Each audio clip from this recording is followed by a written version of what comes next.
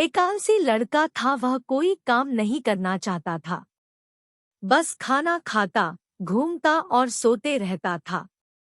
एक दिन उसे किसी ने बताया कि एक आश्रम है जहाँ पर कुछ नहीं करना पड़ता है और हर दिन 2 समय का खाना और नाश्ता मिलता है। तुम वहाँ जा करके रहो।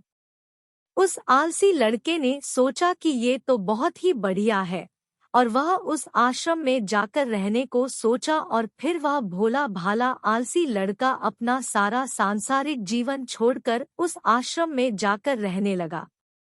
आश्रम में गुरु जी रहते थे। वह कुछ समय सबको प्रवचन देते हैं। वह आलसी लड़का सुनता था, बाकी समय आराम करता था और फिर भर पेट खाना खाकर सो जाता था। ऐसे ही उस लड़के का दिन गुजरता गया। एक दिन उस आश्रम में कुछ भी नहीं बना।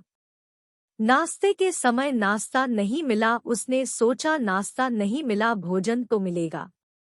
अब भोजन के समय भी उसे भोजन नहीं मिला। लड़का दौड़ करके गुरु जी के पास गया और उसने पूछा कि आज भोजन क्यों नहीं बना। गुरु जी ने कहा कि बेटा, आज एकादशी है और जितने भी आश्रम के सदस्य हैं उनका उपवास है और तुम्हारा भी आज उपवास है। आज भोजन नहीं बनेगा।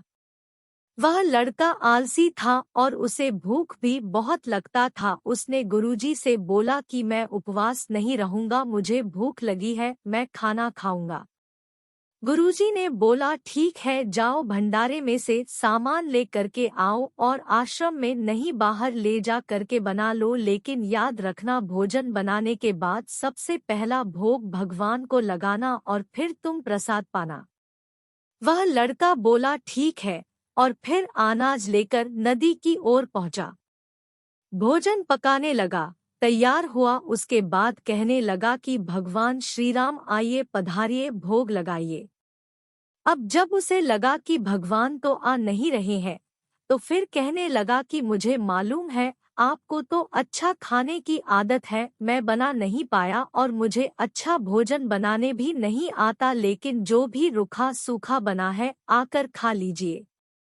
भगवान श्री राम उसकी सरलता पर बहुत ही प्रसन्न हुए और उस लड़के को दर्शन दे दिए। उसने देखा कि भगवान श्री राम आए हुए हैं और उनके साथ में माता सीता भी आई हुई है। लेकिन लड़के ने सिर्फ 2 लोगों के लिए ही भोजन बनाया था, एक अपने लिए और दूसरा भगवान के लिए। और अब क्योंकि भगवान के साथ माता सीता भी आई हुई थी, तो उसने उस भोजन को माता सीता और भगवान के सामने ग्रहण करने के लिए रख दिया। भगवान श्री राम और माता सीता ने भोजन किया और उसके बाद जब वह जाने लगे तो यह भोला सा आलसी सा लड़का बोला कि प्रभु आप आए, दर्शन दिए, बहुत अच्छा लगा। मुझे खाने को कुछ नहीं मिला, लेकिन कोई बात नहीं, लेकिन आपसे एक विनती है कि अगली बार जब आप आएंगे तो कितने लोग आएंगे ये बता दीजिए, ताकि मैं उतने लोगों के लिए भोजन बनाकर रखा रहूं। भगवान श्री राम मन ही मन मुस्कुराए और फिर अंतर ध्यान हो गए। लड़का आश्रम गया, दिन बीतता गया और फिर एकादशी का दिन आया और इस बार उसने 3-4 लोगों के लिए अनाज ले करके खाना बनाने के लिए नदी के किनारे पहुंचा और उसने बड़े प्रसन्नता से भोजन बनाया और इंतजार करने लगा कि प्रभु आइए और भोग लगाइए। इस बार लड़का देखता है कि भगवान श्री राम पूरा राम दरबार लेकर के आए हैं, जैसे माता सीता, लक्ष्मण, भरत, हनुमान जी और सभी लोग आए हैं। लड़के ने 3 से 4 लोगों का भोजन बनाया था और इस बार भी भोजन कम पड़ गया। लड़के ने निराश होकर भोजन को प्रभु के आगे रख दिया। उन्होंने भोजन किया और फिर चले गए और इस बार भी लड़का फिर से भूख रह गया। अब लड़का फिर आश्रम गया, दिन बीतता गया और फिर एकादशी का दिन आया और इस बार गुरु जी से कहने लगा कि गुरु जी मुझे इस बार थोड़ा ज्यादा आना चाहिए। गुरु जी सोचने लगे कि यह इतना सारा अनाज का करता क्या है, कहीं इसे बेचता तो नहीं है। फिर उन्होंने कहा कि ठीक है, भूख से परेशान रहता है। लड़के ने कहा कि नहीं गुरुजी, मैं भूख से परेशान नहीं रहता हूँ, प्रभु के साथ बहुत लोग आते हैं उनको भी तो भोजन करना पड़ता है। गुरुजी को लगा कि लड़का पागल हो गया है, लेकिन गुरुजी ने सोचा कि चलो एक बार चलकर देखते ही कि लड़का इस अनाज का करता क्या है।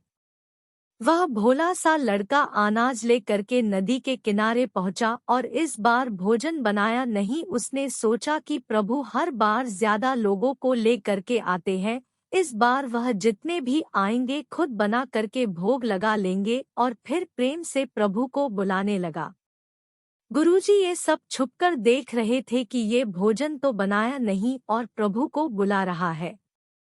लेकिन लड़के ने देखा कि इस बार प्रभु के साथ बहुत से लोग आए हुए हैं, तो उसने प्रभु के सामने हाथ जोड़ करके कहा कि प्रभु माफ करना, आप बहुत सारे लोग आते हो, मुझे संख्या पता नहीं होती है और मेरी हिम्मत भी नहीं होती है कि इतने सारे लोगों के लिए भोजन बनाऊं। आप स्वयं आइए, बनाइए, खाइए और भोग लगाइए। प्रभु मुस्कुराते हैं और अपने साथ आए सभी लोगों के साथ मिल करके भोजन बनाते हैं। गुरुजी ये सब छुप करके देखते हैं और फिर लड़के के पास आ करके कहते हैं कि तुम ये कर क्या रहे हो। लड़का कहता है कि गुरुजी आपको दिख नहीं रहा है कि भगवान श्री राम पधार चुके हैं, माँ सीता आई हुई है, हनुमान जी आए हैं और भी सभी लोग आए हुए हैं, भोजन बन रहा है। गुरुजी ने बोला कि पागल हो गया है, मुझे तो कोई दिख नहीं रहा है। लड़का गुस्सा हो गया और बोला, प्रभु आप ये क्या कर रहे हो, एक तो मुझे भूखा रखा है और गुरुजी को दर्शन नहीं दे रहे हो, जो मुझे पागल समझ रहे हैं, कृपा करके गुरुजी को दिख जाओ। भगवान बोले, नहीं, मैं इन्हें नहीं दिख सकता। लड़का बोला, क्यों नहीं दिख सकते, मेरे गुरुजी तो बहुत महान है, बहुत बड़े ज्ञानी और ज्ञाता है। भगवान बोले, हाँ ज्ञानी और ज्ञाता होंगे, लेकिन तुम्हारी तरह सरल नहीं है। जो सरलता तुम में है वो तुम्हारे गुरुजी में नहीं है। लड़के ने ये बात गुरुजी से कह दी कि भगवान श्री राम कह रहे हैं कि आप में सरलता नहीं है, आप मेरी तरह सरल नहीं है, इसलिए आपको नहीं दिख सकते। गुरुजी की आंखें नम हो गई और रोने लगे कि और बोले कि बिल्कुल सही कहा, मेरे अंदर तुम्हारे जितना सरलता नहीं है, और फिर माफी मांगने लगे। फिर भगवान ने गुरुजी को भी दर्शन दिए।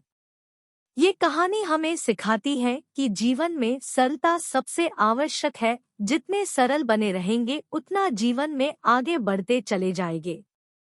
जब आप सरल होते हैं तो आप खुद भी मुस्कुराते हैं और दूसरों को भी मुस्कुराने की वजह देते हैं।